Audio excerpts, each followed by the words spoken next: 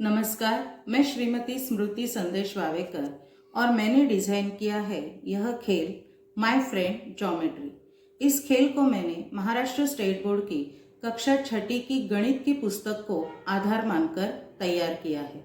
यह खेल तैयार करने के लिए मैंने इस्तेमाल किया है प्लाईवुड का चौरस आकार का टुकड़ा और उस पर मैंने 2 सेंटीमीटर के अंतराल से ये कीलें लगाई है।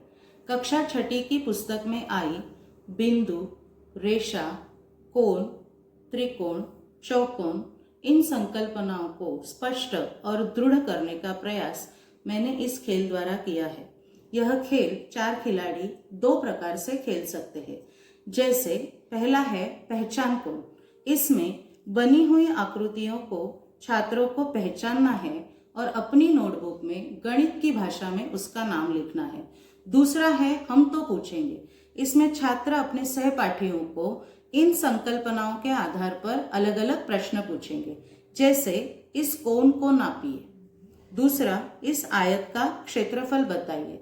इस प्रकार के प्रश्न पूछेंगे और गुण लेखक सही जवाब पर 1 गुण देगा। यह खेल उच्च प्राथमिक स्तर के लिए बनाया गया है और इस खेल द्वारा हम गणित की प्रात्यक्षिक परीक्षा भी खेल खेल में ले सकते हैं। इस खेल को दिव्यांग बच्चे भी आसानी से खेल सकते हैं। यह खेल टिकाऊ और पर्यावरण स्नेही है। अनेक मूलभूत संकल्पनाएं बच्चों को जटिल लगती है। इन जटिल संकल्पनाओं को आसान करने का प्रयास मैंने माय फ्रेंड ज्योमेट्री द्वारा किया है। धन्यवाद। ये है बिंदु। बिंदु यानी पॉइंट। ज्योमेट्री की शुरुआत ही बिंदु से होती है, जैसे कि ये दूसरा बिंदु। बिंदुओं को हम नाम दे सकते हैं, जैसे बिंदु ए और बिंदु बी। बिंदुओं को नाम देने के लिए अंग्रेजी कैपिटल अक्षरों का उपयोग किया जाता है। अब अगर ये दोनों बिंदु मैंने यहाँ ले लिए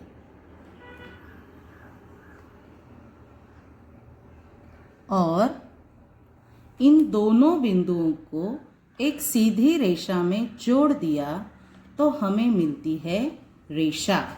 और रेखा का गुण विशेष है कि वो दोनों तरफ से अमर्याद बढ़ती है, इनफाइनाइट बढ़ती है।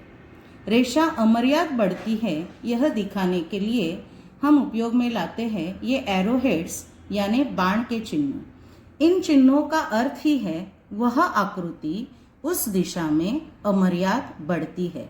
तो यह बन गई हमारी रेखा ए बी या लाइन ए बी। रेखा को एक सिंगल स्मॉल लेटर से भी दर्शाया जा सकता है, जैसे कि रेखा एल, लेकिन ज्यादातर भौमितिक आकृतियों को दर्शाने के लिए कैपिटल अंग्रेजी अक्षरों का ही उपयोग होता है।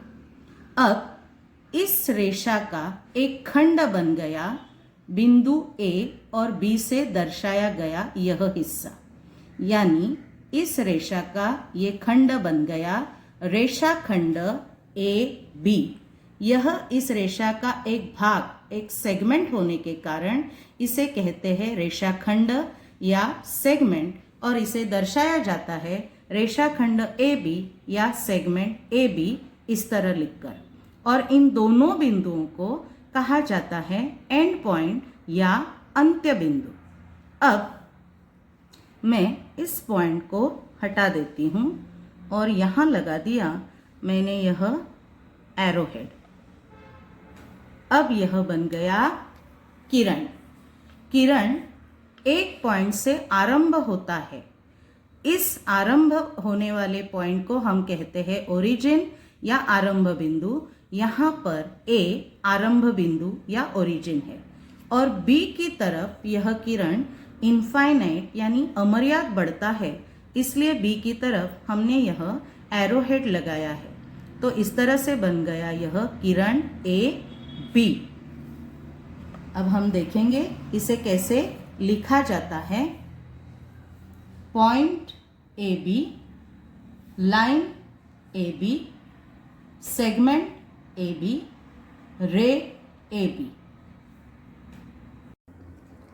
2 बिंदुओं में से हम ज़्यादा से ज़्यादा एक रेखा निकाल सकते हैं, जैसे कि ये एक लाइन, ये एक लाइन और ये एक लाइन।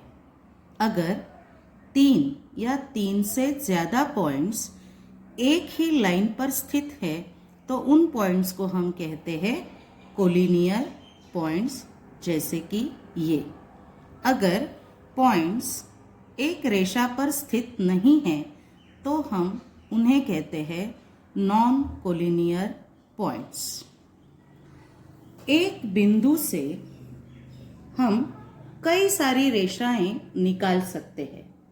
अगर एक बिंदु से 2 या उससे ज़्यादा रेखाएं पास होती है तो उस बिंदु को हम कहते हैं कॉन्करेंस पॉइंट, जैसे कि ये। और इस कॉन्करेंस पॉइंट से गुजरने वाली सभी रेखाओं को हम कहते हैं कॉन्करेंट लाइन। तो ये है कॉन्करेंस पॉइंट और ये है कॉन्करेंट लाइंस। किसी एक प्रतल में स्थित 2 रेखाएं अगर आगे बढ़ा दी जाए और वो दोनों को ना छेदे, वो एक दूसरे को ना छेदे, तो ऐसी रेखाओं को हम कहते हैं पैरेलल लाइंस।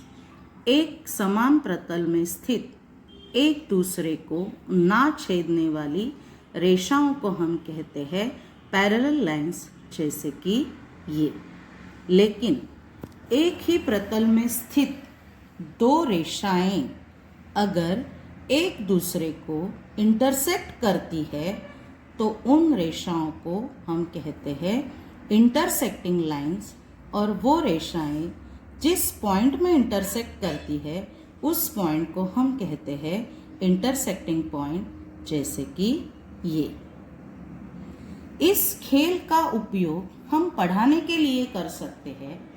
उसी प्रकार से इस खेल के द्वारा हम बच्चों की प्रैक्टिस भी ले सकते हैं। यह खेल 4 बच्चे खेल सकते हैं। पहले बच्चे को टास्क टीचर खुद देंगी, जैसे कि पैरेलल लाइंस बनाएं। अगर वह बच्चा पैरेलल लाइंस ठीक तरीके से बनाता है तो उसे 1 पॉइंट मिलेगा और वही बच्चा अपने बगल वाले बच्चे को दूसरा टास्क देगा। इस प्रकार से यह खेल 4 बच्चे खेलेंगे। एक गुण लेखक होगा, वह इनके पॉइंट्स लिखेगा। शुरुआती दौर में अगर बच्चों को दिक्कत आती है तो टीचर को उनकी मदद करना ज़रूरी है। उसी प्रकार से गणित की प्रैक्टिकल एग्जाम लेने के लिए भी इस खेल का उपयोग 2 तरीके से हो सकता है। जैसे कि कोई फिगर बनाएंगे, टीचर किसी भी बच्चे को कोई फिगर बनाने के लिए कह सकती है, जैसे कि कोलिनियर पॉइंट्स बनाएंगे या इंटरसेक्टिंग लाइंस बनाएंगे। या दूसरा तरीका हो सकता है पहचान कोण, यानी टीचर आकृति बनाएंगी और बच्चों को पहचानने के लिए कहेंगे, जैसे कि ये आकृति, और टीचर पूछेंगी इसमें कॉन्करेंस पॉइंट बताइए। इस प्रकार से इस एक खेल द्वारा हम स्पष्टीकरण, दृढ़ीकरण तथा परीक्षा के लिए भी इसका उपयोग कर सकते हैं। धन्यवाद। आइए हम देखते हैं मैजिक ऑफ ज्योमेट्री कोनों के साथ। यह खेल 4 बच्चे एक साथ खेल सकते हैं और इसमें भी एक गुणलेखक होगा। गुणलेखक पहले छात्र से प्रश्न पूछेगा। इस खेल में छात्रों को खुद प्रश्न तैयार करने हैं, बशर्ते उन्हें उसका सही जवाब मालूम होना जरूरी है। अब जैसे गुणलेखक ने पहले छात्र से प्रश्न पूछा, 0 डिग्री का एंगल बनाइए। 0 डिग्री का एंगल बनाइए। सही जवाब। अब पहले छात्र ने दूसरे छात्र से प्रश्न पूछा है। पहला छात्र दूसरे छात्र से प्रश्न पूछ रहा है, यह कौन सा एंगल है? Acute angle. सही जवाब। अब दूसरे छात्र ने प्रश्न पूछा है तीसरे छात्र से, इस एंगल का वर्टेक्स बताइए और उसे नाम दीजिए। जैसे ये हुआ वर्टेक्स और उसे नाम दिया वर्टेक्स बी। अब तीसरे छात्र ने चौथे छात्र से प्रश्न पूछा है, इस एंगल को नापिए। अब चौथा छात्र इस एंगल को नापेगा। यह एंगल है 50 डिग्री का, 50 डिग्रीज। वेरी गुड, सही जवाब। इस प्रकार सभी छात्र right angle, obtuse angle, straight angle, reflex angle और कंप्लीट एंगल के बारे में अलग अलग प्रश्न पूछेंगे। सही जवाब होने पर 1 पॉइंट मिलेगा, गलत जवाब होने पर कोई भी पॉइंट नहीं मिलेगा। इस गेम से एक ही संकल्पना के आधार पर बच्चे अलग अलग प्रश्न तैयार करेंगे, उसके उत्तर भी याद रखेंगे। तो इस खेल द्वारा हम स्पष्टीकरण, दृढ़ीकरण, प्रैक्टिस, इसके साथ साथ आकलन की अगले पायदान पर जाने का प्रयास करेंगे। अब तक हमने मैजिक ऑफ ज्योमेट्री में देखे रेशा, रेखाखंड और कौन से संबंधित खेल। अब उसी प्रकार के खेल हम ट्रायंगल और क्वाड्रिलैटरल के बारे में भी खेल सकते हैं। अब हम देखते हैं मैजिक ऑफ ज्योमेट्री एरिया और पेरीमीटर के साथ। यह गेम भी 4 बच्चे मिलकर खेल सकते हैं। प्रश्नोत्तर और मापन के माध्यम से यह खेल भी खेला जा सकता है।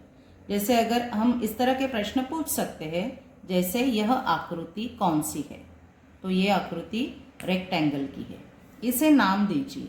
हम नाम दे सकते हैं रेक्टेंगल PQRS। और प्रश्न पूछ सकते हैं कि इस रेक्टेंगल का एरिया बताइए। तो एरिया बच्चे इस तरह गिनकर बता सकते हैं, 1 square, 2 square, 3 square, 4 square, 5 square, 6 square, 7 square, 8 square, 9 square, 10 square, 11 square, 12 square. तो इस रेक्टेंगल का एरिया हुआ 12 स्क्वायर सेंटीमीटर और ये होगा सही जवाब। इसी प्रकार का खेल हम पेरीमीटर का भी ले सकते हैं। जैसे इस चौरस का पेरीमीटर बताइए। तो यहाँ पर पेरीमीटर छात्र गिनकर बता सकते हैं। जैसे ये भुजा है 6 सेंटीमीटर की, तो इस चौरस का पेरीमीटर हो गया 6 गुना 4 24 सेंटीमीटर। इस प्रकार पेरीमीटर और एरिया पर आधारित खेल भी हम इसी चौरस के माध्यम से ले सकते हैं। इस एक चौरस के माध्यम से हम उच्च प्राथमिक कक्षा के बच्चों की भूमिति की मूलभूत संकल्पनाओं का स्पष्टीकरण, दृढ़ीकरण, आकलन और प्रैक्टिस खेल द्वारा आनंददायी पद्धति से ले सकते हैं।